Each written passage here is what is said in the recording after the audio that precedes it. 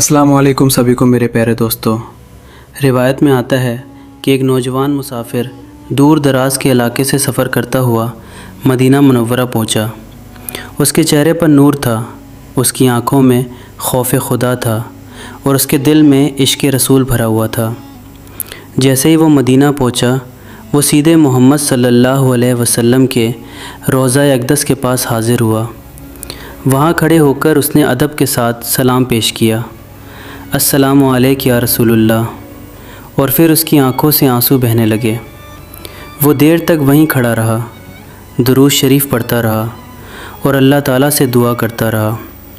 کچھ دنوں میں ہی مدینہ کے لوگوں نے دیکھا کہ یہ نوجوان بہت ہی پرہیزگار، تقوی والا اور عبادت میں مشغول رہنے والا ہے۔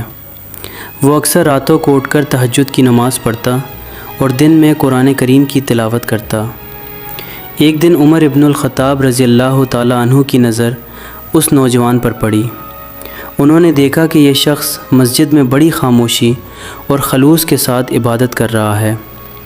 نماز کے بعد حضرت عمر اس کے پاس آئے اور فرمایا، اے نوجوان، میں تمہاری عبادت دیکھ کر بہت خوش ہوتا ہوں۔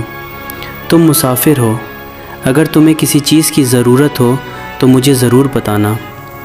نوجوان نے ادب سے جواب دیا، اے امیر المومنین، جس رب کو آپ مانتے ہیں اسی اللہ کو میں بھی مانتا ہوں، وہی رزق دینے والا ہے، میں اسی سے مانگتا ہوں۔ یہ جواب سن کر حضرت عمر رضی اللہ تعالیٰ عنہ بہت متاثر ہوئے۔ کچھ دنوں بعد حج کا موسم آیا۔ مدینہ سے ایک بڑا قافلہ مکہ مکرمہ کی طرف روانہ ہونے لگا۔ وہی نوجوان بھی حج کی نیت سے قافلے میں شامل ہو گیا۔ قافلے میں ایک عورت بھی تھی جو بے حد خوبصورت تھی، لیکن اس کے دل میں تقوی کم اور شیطانی خواہشیں زیادہ تھیں۔ جب اس نے اس نوجوان کو دیکھا تو دھیرے دھیرے اس کے دل میں اس کے لیے حرام چاہت پیدا ہو گئی۔ ایک رات جب قافلہ آرام کر رہا تھا، وہ عورت چپکے سے اس نوجوان کے پاس آئی اور بولی، میں تمہارے ساتھ گناہ کرنا چاہتی ہوں، اگر تم نے انکار کیا تو میں تمہیں بدنام کر دوں گی۔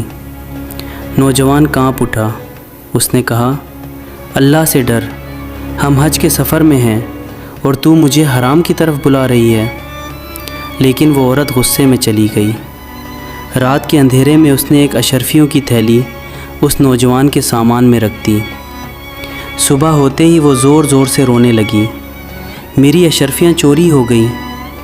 قافلے والوں نے سب کی تلاشی لی۔ آخر میں اس نوجوان کے سامان سے وہی تھیلی نکل آئی۔ اب سب لوگ غصے میں آ گئے۔ انہوں نے اس بے گناہ کو خوب مارا اور زنجیروں میں باندھ دیا، لیکن وہ نوجوان خاموش رہا۔ اس کی زبان پر صرف یہی تھا، اللہ میرے لیے کافی ہے، وہی میرا مددگار ہے۔ جب قافلہ خانہ کعبہ پہنچا تو وہ نوجوان روتا ہوا کعبہ کے سامنے کھڑا ہو گیا۔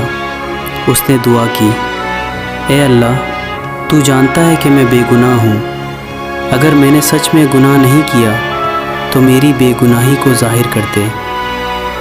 حج کے بعد قافلہ واپس مدینہ لوٹا۔ تبھی اس عورت نے ایک نیا الزام لگا دیا، اس آدمی نے میرے ساتھ زبردستی کی اور میں اس کے بچے کی ماں بننے والی ہوں۔ اب معاملہ سیدھے حضرت عمر رضی اللہ تعالیٰ عنہ کی عدالت میں پہنچ گیا۔ جب فیصلہ ہونے ہی والا تھا، تبھی وہاں علی ابن ابی طالب رضی اللہ تعالیٰ عنہ تشریف لائے۔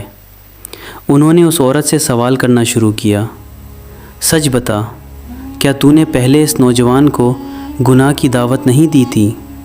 عورت کانپنے لگی۔ پھر حضرت علی رضی اللہ تعالیٰ عنہ نے پورا واقعہ بیان کر دیا، جیسے سب کچھ ان کی آنکھوں کے سامنے ہوا ہو۔ عورت ڈر گئی اور آخرکار اس نے سارا سچ قبول کر لیا۔ پورا دربار حیران رہ گیا۔ سب کو معلوم ہو گیا کہ وہ نوجوان بالکل بے گناہ ہے اور اللہ تعالیٰ نے اس کی عزت بچا لی۔ میرے پیارے دوستو، اس واقعے سے ہمیں یہ سبق ملتا ہے کہ اگر کوئی بندہ اللہ سے ڈرتا ہے، گناہ سے بچتا ہے اور صبر کرتا ہے تو اللہ تعالیٰ اس کی حفاظت خود فرماتا ہے۔ یاد رکھیے، جھوٹ کچھ وقت کے لیے جیت سکتا ہے، لیکن آخر میں سچ اور حق ہی کامیاب ہوتا ہے۔